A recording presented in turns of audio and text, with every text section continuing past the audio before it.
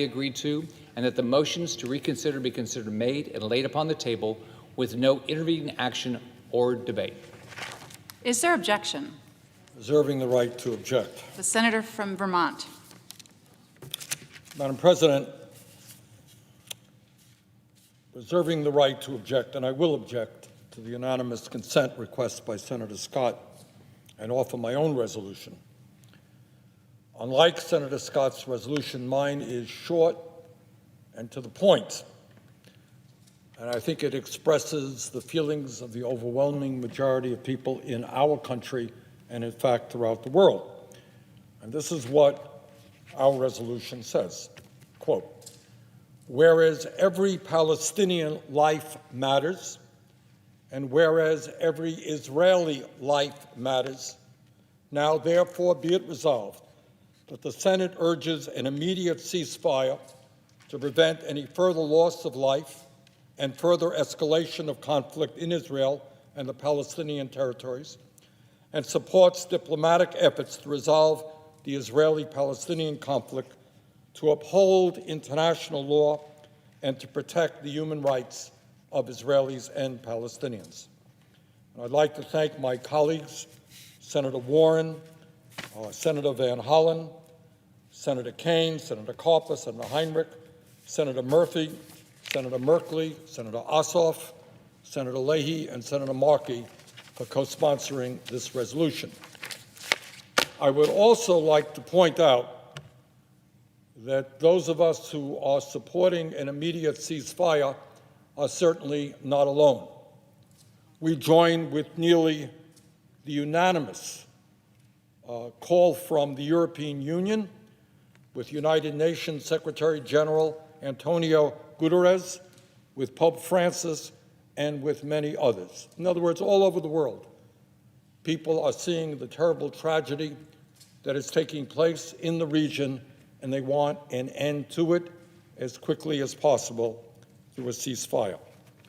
Now, I happen to have read Senator Scott's resolution, and I was particularly struck by one sentence in it on page 2. And what it says, and I quote, "The Senate mourns the loss of innocent life caused by Hamas's rocket attacks," end of quote. That was on page 2. Now, I certainly agree with that. And I think every member of Congress agrees with that. The loss of 12 innocent Israeli lives is, in fact, a tragedy. But what about the loss of 227 Palestinian lives, including 64 children and 38 women? Does Senator Scott not believe that the loss of those Palestinian lives, 64 children and 38 women among others, is not a tragedy? I believe that we should be mourning the loss of Israeli life, but we should also be mourning the loss of Palestinian lives. Or perhaps some people think that Palestinian lives don't matter. I would hope not. And let us be very clear that when we talk about the tragedy that is now taking place in Gaza, what we are talking about is not only the terrible loss of life. As I hope most people know, Gaza, before this war, was an extremely poor and desperate community, and the latest Israeli bombardment has only made a bad situation much, much worse. Let us remember, Gaza has been under a blockade since 2007, imposed by Israel and Egypt. Most people are unable to leave. Basic necessities are extremely hard to obtain. Gaza is the home to about 2 million inhabitants. Its population density is among the highest in the world, just a huge amount of people squeezed into a very small area. More than half of the population of Gaza, some 56%, live below the poverty line. 70% of the population is receiving aid, according to estimates by the United Nations. Food rations constitute most of that aid. Unemployment in Gaza is around 45%. 48% of the population is under the age of 18, and 70%, let me repeat, 70% of the young people in Gaza are unemployed with no hope for the future.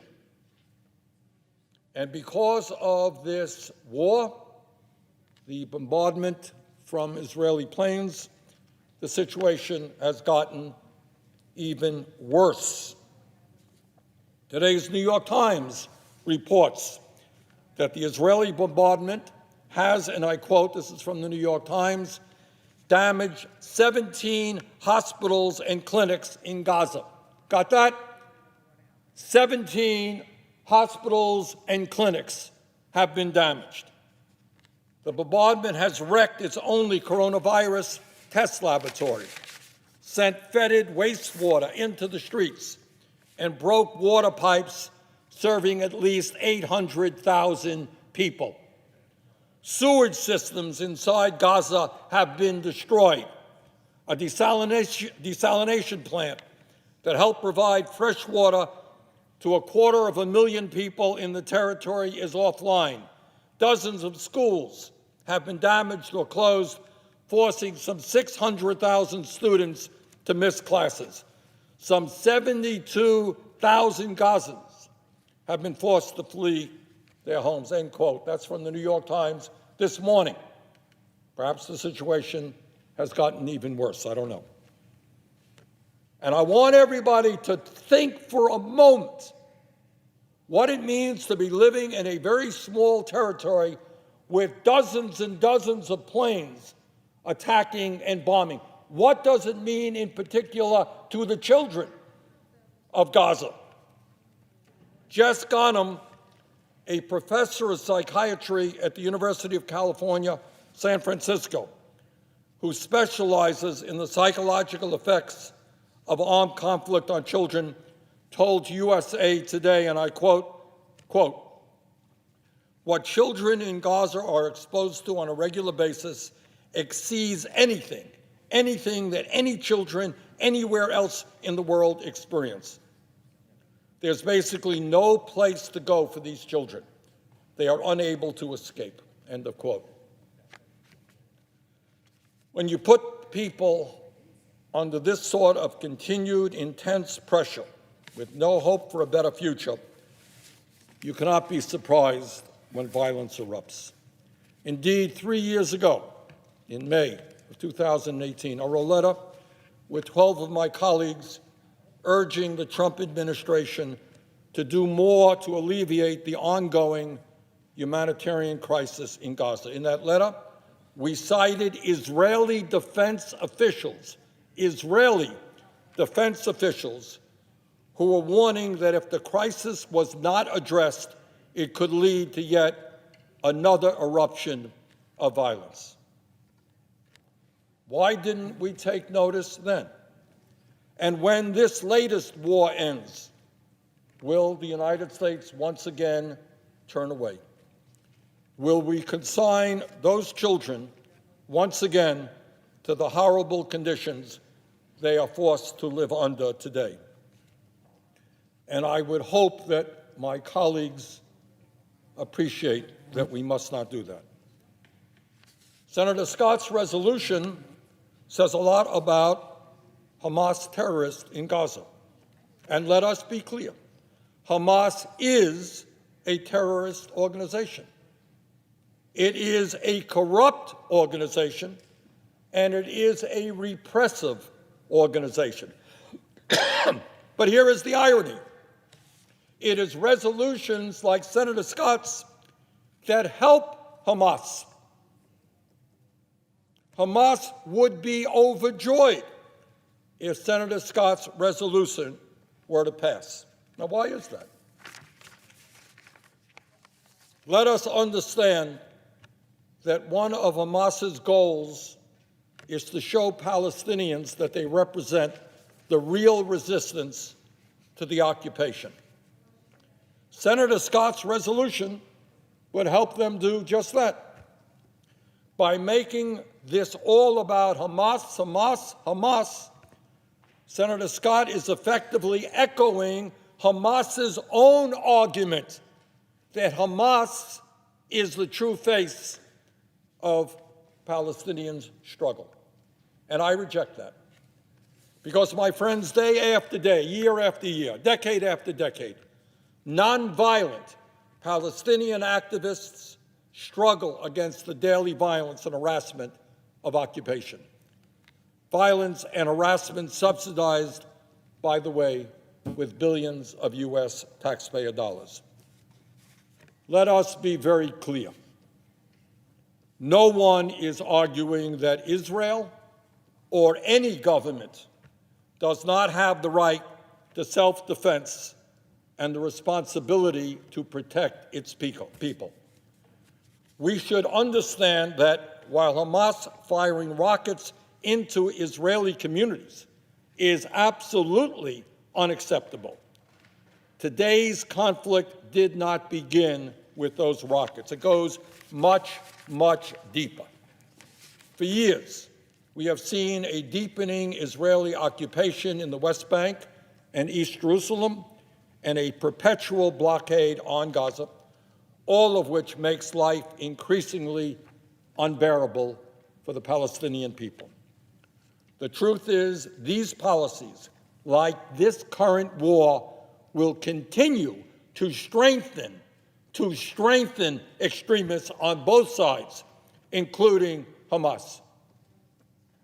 You want to strengthen Hamas, support this war. We, Congress, must understand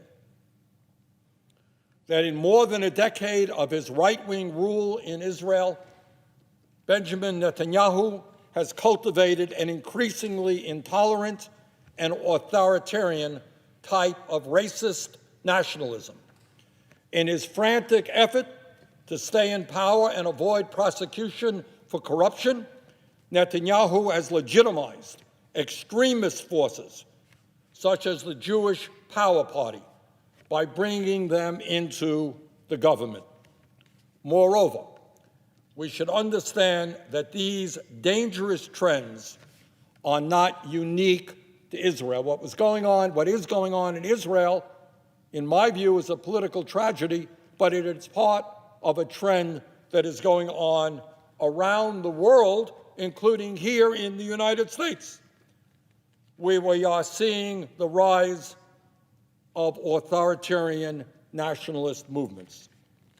These movements exploit ethnic and racial hatreds in order to build power for a corrupt few rather than prosperity, justice, and peace for the many. For the last 4 years, these movements have had a friend in the Trump White House. And on January 6th, those forces attacked this very chamber. Madam President, it is no accident that the only European Union country that did not join the nearly unanimous statement yesterday calling for a ceasefire was Hungary.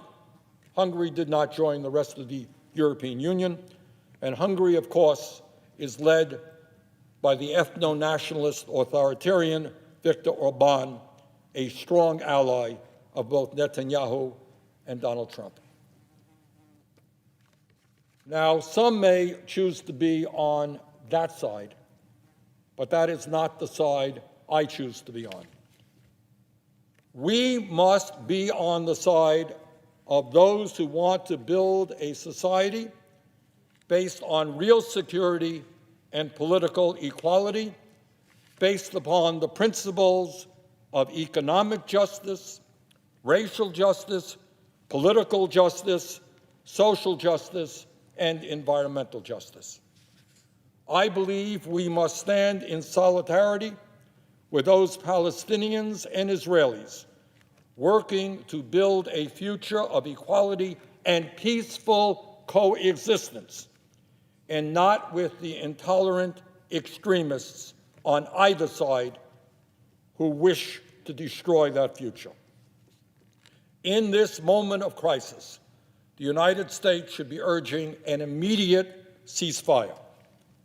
My colleagues, I strongly believe that the United States has a major role to play in helping the world build a more peaceful and prosperous future, one in which human rights are upheld and the life of every human being is valued. We should be leading the world in combating the existential threat of climate change.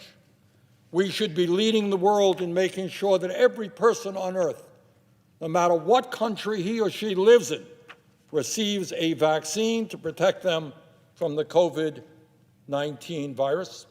And yes, we should lead the world in attempting to bring the Israeli people and the Palestinian people together. If the United States is going to be a credible voice on human rights on the global stage, we must recognize that Palestinian rights matter, Palestinian lives matter.